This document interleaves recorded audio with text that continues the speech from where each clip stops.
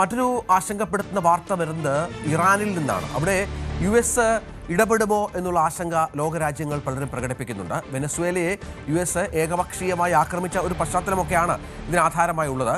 അവിടെ വലിയ പ്രതിഷേധം, ആഭ്യന്തര സംഘർഷമുണ്ട്. 17ഓളം മരണങ്ങളായി.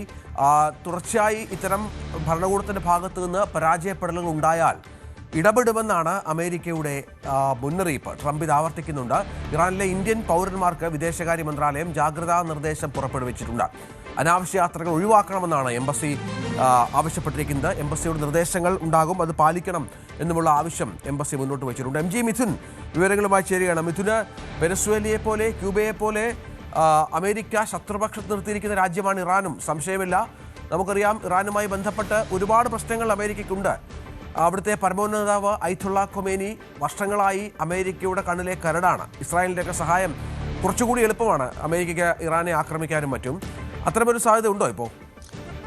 രജിത്ത്, അതിസങ്കീർണമായ ഒരു സ്ഥിതിവിശേഷത്തിലേക്ക് ഇറാൻ കടന്നു പോകുന്നു. അത്രത്തോളം വലിയ പ്രതിസന്ധിയിലേക്ക് രാജ്യം കടന്നു പോകുന്നതിൻ്റെ സൂചനകൾ തന്നെയാണ് പുറത്തു വരികയും ചെയ്യുന്നത്. പ്രത്യേകിച്ച് വെനസ്വേലയിൽ ഇങ്ങനൊരു ആക്രമണം US-ന്റെ ഭാഗത്തുനിന്നുണ്ടായത് വലിയ ആശങ്ക തന്നെയാണ് ഇറാനിലും ഉണ്ടായിരിക്കുന്നത്. അയത്തുള്ള ഖമനേയി ഇത്തരത്തിലൊരു പക്ഷേ റഷ്യയിലേക്ക് തൻ്റെ താമസം മാറ്റിയേക്കാമെന്നുള്ള ചില സൂചനകൾ വരുന്നുണ്ട്.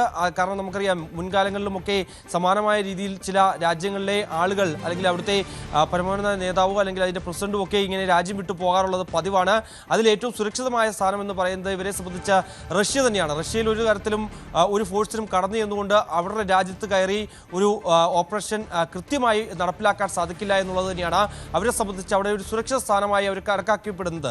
അതുകൊണ്ട് തന്നെയാണ് അയത്തുള്ള ഖമനേയി ഇങ്ങനെ രാജ്യം വിട്ടു പോയേക്കാം എന്നുള്ള ചില അഭ്യൂഹങ്ങൾ കൂടി ഈ ഒരു ഘട്ടത്തിൽ പുറത്തു വരുന്നത്. അതിനുള്ള സാധ്യത കൂടി അവർ മുന്നിൽ കാണുന്നത് ഇത്തരത്തിലൊരു ആക്രമണം വെനസ്വേലയിൽ ഉണ്ടായതുപോലെ തന്നെ, പ്രത്യേകിച്ച് ഈ ഇസ്രായേലിൻ്റെ ഒരു കടന്നുകയറ്റം ഇറാനിലുണ്ടായ ആ സംഭവത്തിൽ പോലും ഈ ഇറാന്റെ ആണവ സമ്പുഷ്ടീകരണം തകർക്കുന്നതിന് വേണ്ടി B-2 ബോംബറുകൾ ഉപയോഗിച്ചുകൊണ്ട് ഇത്തരത്തിൽ വലിയ ആക്രമണം അമേരിക്കയുടെ ഭാഗത്തു നിന്നൊക്കെ ഉണ്ടായതാണ്. അതുകൊണ്ട് തന്നെ ഇങ്ങനെയൊരു മിന്നലാക്രമണം ഖമനേയിയെ ലക്ഷ്യം വെച്ചുകൊണ്ട് നടത്തിയാൽ അത് ഒട്ടും സംശയിക്കേണ്ടതില്ല. അങ്ങനെ ഒരു സംഭവവികാസങ്ങൾ ഉണ്ടായാൽ പോലും അത് ഒരു തരത്തിലും തന്നെ നമുക്ക് പ്രവചിക്കാനാവാത്ത തരത്തിലേക്ക് കാര്യങ്ങൾ പോവുകയും ചെയ്യും. അതുകൊണ്ട് തന്നെ അത് മുന്നിൽ കണ്ടുകൊണ്ടുള്ള നീക്കങ്ങൾ ഇപ്പോൾ ഇറാന്റെ ഭാഗത്തുനിന്നുണ്ട്. പ്രത്യേകിച്ച് അവിടുത്തെ വ്യോമ പ്രതിരോധ സംവിധാനങ്ങളൊക്കെ ഇതൊക്കെ കണ്ടുപിടിക്കാനോ അല്ലെങ്കിൽ ഇങ്ങനെയുള്ള ആക്രമണങ്ങൾ തടയാനോ പര്യാപ്തമായിട്ടുള്ളതല്ല എന്നുള്ളത് തന്നെയാണ്. അവിടുത്തെ അതായത് ഫോഴ്സ് ഏറ്റവും അധികമുള്ള രാജ്യങ്ങളിൽ ഒന്നുകൂടിയായാണ് ഇറാനെ കണക്കാക്കപ്പെടുന്നതെങ്കിൽ പോലും തന്നെ അവിടുത്തെ വ്യോമ പ്രതിരോധ സംവിധാനം അല്ലെങ്കിൽ വ്യോമയാന മേഖലയൊക്കെ വലിയ രീതിയിലുള്ള ഒരു മെച്ചപ്പെട്ട സംവിധാനമല്ല എന്നുള്ളത് തന്നെയാണ്. അതുകൊണ്ട് തന്നെ ഇങ്ങനെ ഒരു മിന്നലാക്രമണം ഉണ്ടായാൽ അതിനെ തടുക്കാനുമാകില്ല.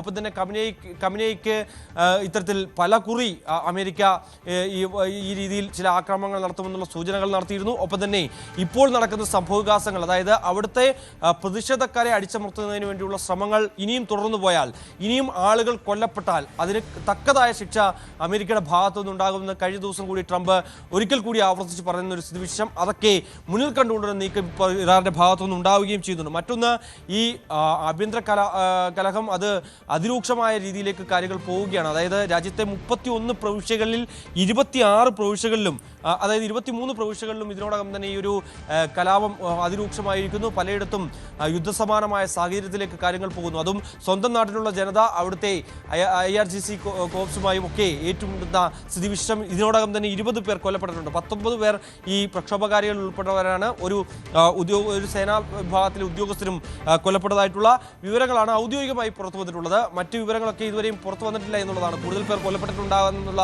ചില നിഗമനങ്ങൾ, അത്തരത്തിലുള്ള അഭ്യൂഹങ്ങൾ, അതുമായി ബന്ധപ്പെട്ടുള്ള ചില റിപ്പോർട്ടുകൾ അന്താരാഷ്ട്ര മാധ്യമങ്ങളൊക്കെ നൽകുകയും ചെയ്യുന്നുണ്ട്. നിലവിൽ ഈ കുർദിഷ് ലോർ ന്യൂനപക്ഷ മേഖലയിലാണ് ഏറ്റവും കൂടുതൽ ആക്രമണം രൂക്ഷമായിരിക്കുന്നത് എന്നുള്ളതാണ്. പ്രത്യേകിച്ച് ഈ പ്രവിശ്യയിൽ ഈ കുർദിഷ് വിഭാഗത്തിൽപ്പെട്ട ആളുകളാണ് അവിടെ ഏറ്റവും കൂടുതലുള്ളത്. അത് ഈ ഖമനേയിക്ക് എതിരായിട്ടുള്ള വിഭാഗക്കാരാണ്. ഖമനേയിയുടെ എല്ലാ കാലത്തും ഖമനേയിക്ക് എതിർ സ്വരങ്ങൾ അല്ലെങ്കിൽ അവർക്കെതിരെ ഖമനേയിയുടെ നയങ്ങൾക്കെതിരെയൊക്കെ എല്ലാ കാലത്തും പ്രക്ഷോഭങ്ങൾ സംഘടിപ്പിച്ചിട്ടുള്ള വിഭാഗക്കാർ കൂടിയാണ് ഈ കുർദിഷ് വിഭാഗക്കാർ എന്ന് പറയുന്നത്. ആ പ്രവിശ്യയിലുള്ളവരാണ് ഇപ്പോൾ ഏറ്റവും കൂടുതൽ യുദ്ധമുഖത്തിലുള്ളത്. എന്തായാലും നമുക്ക് ലഭ്യമാകുന്ന വിവരങ്ങൾ അനുസരിച്ച് ഇപ്പോൾ 23 പ്രവിശ്യകളാണ് ഈ പ്രക്ഷോഭമുള്ളതെങ്കിൽ അത് വരും മണിക്കൂറുകളിൽ, വരും ദിവസങ്ങളിൽ അത് മുഴുവൻ രാജ്യത്തുടനീളമായി വ്യാപിക്കാനുള്ള ഒരു സാധ്യത കൂടിയാണ് ഈ ഒരു ഘട്ടത്തിൽ നമുക്ക് കാണാൻ സാധിക്കും. അസ്ഥിരതയാണ് അവിടെ, ആശങ്കകൾ ഒരുപാടുണ്ട് ഇറാനുമായി ബന്ധപ്പെട്ട്.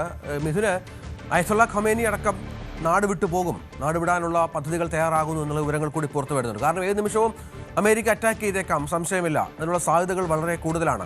20 അംഗ സംഘമാണ്, ഖൊമേനിയുടെ കുടുംബാംഗങ്ങളൊക്കെ 20 അംഗ സംഘമാണ് ഇതിനായി തയ്യാറെടുത്തിരിക്കുന്നത് എന്നുള്ള വിവരമാണ്.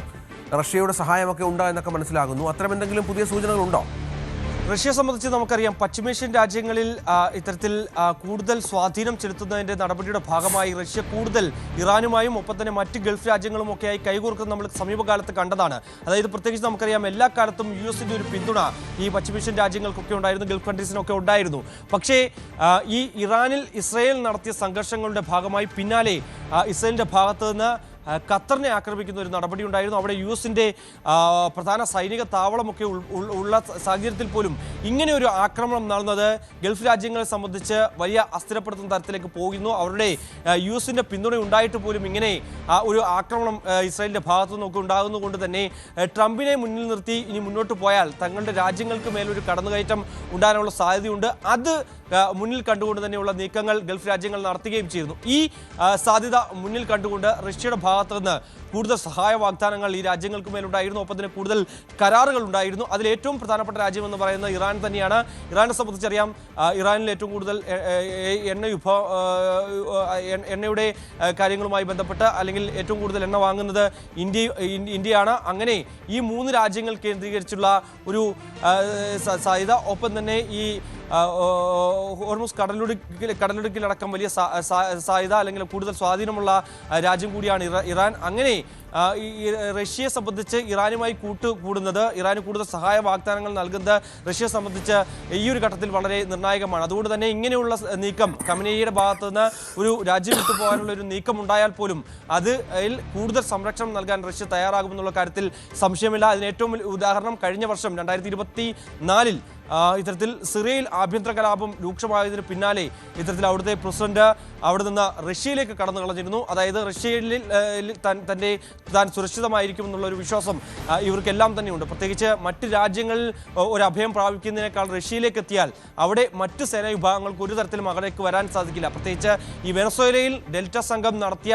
ആ ഓപ്പറേഷൻ ഒരു തരത്തിലും റഷ്യയിൽ നടത്താൻ സാധിക്കില്ല എന്നുള്ളത് തന്നെയാണ്. ഡെൽറ്റ ഏറ്റവും ഉയർന്ന ഫോഴ്സ് തന്നെയാണ് എന്നുള്ള കാര്യത്തിൽ സംശയമില്ല. പക്ഷേ അവർ റഷ്യയിലേക്ക് വന്നാൽ അവർ തിരിച്ചു പോകണമെന്ന് റഷ്യ തന്നെ തീരുമാനിക്കുമെന്നുള്ളത് തന്നെയാണ്. അത്തരത്തിൽ ഒരു സൈനിക നടപടിയും റഷ്യയ്ക്ക് മേൽ ഉണ്ടാകാനുള്ള സാധ്യത ഇല്ല എന്നുള്ളത് തന്നെയാണ് നമുക്ക് ഈ ഒരു ഘട്ടത്തിൽ മനസ്സിലാക്കുന്നത്. പ്രത്യേകിച്ച് US-ഉം ഒപ്പം തന്നെ പാശ്ചാത്യ രാജ്യങ്ങളും ഉൾപ്പെടെ ഒരുമിച്ച് നിന്ന് യുക്രൈൻ്റെ ഈ സംഘർഷത്തിൽ യുക്രൈൻ്റെ പിന്നിൽ നിന്ന് നയിച്ചിട്ട് പോലും തന്നെ ഇതുവരെയും റഷ്യയെ തളർത്താൻ സാധിച്ചിട്ടില്ല എന്നുള്ളതാണ് ഏറ്റവും പ്രധാനപ്പെട്ട കാര്യം. അതുകൊണ്ട് തന്നെ അത്രത്തോളം ശക്തമായ രാജ്യമായ റഷ്യക്ക് ഉള്ളിൽ കടന്നു ചെന്നുകൊണ്ട് മറ്റൊരു ആക്രമണം നടത്തിക്കൊണ്ട് തങ്ങളെ അവിടെ നിന്ന് തട്ടിക്കൊണ്ടു പോകാൻ ഒരു തരത്തിലും US-നാകില്ല എന്നുള്ള ഒരു വിശ്വാസം ഖമനേയിക്കടക്കമുണ്ട്. അതുകൊണ്ട് തന്നെയാണ് ഈ ഒരു 20 അംഗ സംഘം ഒരുപക്ഷെ ഉടനടി തന്നെ ഇത്തരത്തിൽ പലായനം ചെയ്യാനുള്ള ഒരു സാധ്യതയും, അങ്ങനെയെങ്കിൽ ഒരു അട്ടിമറി നീക്കം ഇറാനെ സംബന്ധിച്ചുണ്ടാകുമെന്നുള്ള കാര്യത്തിൽ സംശയമില്ല. ഖമനേയി ഭരണം അവസാനിപ്പിക്കണം എന്നുള്ള ആവശ്യവുമായി വലിയ പ്രതിഷേധക്കാരൊക്കെ രംഗത്ത് നിൽക്കുന്നുണ്ട്. ഖമനേയിക്കെതിരെ വലിയ മുദ്രാവാക്യങ്ങൾ മുഴക്കുകയും ചെയ്യുന്നുണ്ട്. ഈ ഒരു സാഹചര്യത്തിൽ ഇത് മുൻകൂട്ടി കണ്ടുകൊണ്ട് ഉള്ള ഒരു നീക്കമാണ് ഇപ്പോൾ ഖമനേയിയുടെ ഭാഗത്തുനിന്ന് ഉണ്ടായിക്കൊണ്ടിരിക്കുന്നത്. MG മിഥുൻ വിവരങ്ങൾ പങ്കുവെക്കുകയാണ്. നേരത്തെ നമ്മൾ 2 രാജ്യങ്ങളുടെ കാര്യങ്ങൾ ഇതിനകം തന്നെ ചർച്ച ചെയ്ത് കഴിഞ്ഞു. അതിലൊന്ന് വെനസ്വേലയാണ്, 2 ഇറാൻ എന്ന പ്രധാനപ്പെട്ട രാജ്യം. അവിടെയും അവർക്ക് ശക്തമായ തിരിച്ചടി ഉണ്ടാകുമെന്നുള്ള മുന്നറിയിപ്പാണ് അമേരിക്കയുടെ ഭാഗത്തു നിന്നുണ്ടാകുന്നത്. ഇറാൻ ഭരണകൂടം ആശങ്കയിലാണ്. അങ്ങനെ ലോകരാജ്യങ്ങളിലൊക്കെ അമേരിക്ക ഇടപെടുന്ന ഒരു പശ്ചാത്തലമുണ്ടായാൽ ലോകക്രമത്തെ തന്നെ വല്ലാതെ ബാധിക്കുന്ന ഒരു സാഹചര്യത്തിലേക്ക് നയിക്കുമെന്ന കാര്യത്തിൽ സംശയമില്ല. കാത്തിരുന്ന് കാണണം ഇനി എന്താണ് അവിടെ സംഭവിക്കുന്നത് എന്നുള്ളതാണ്. MG മിഥുനാണ് വിവരങ്ങൾ.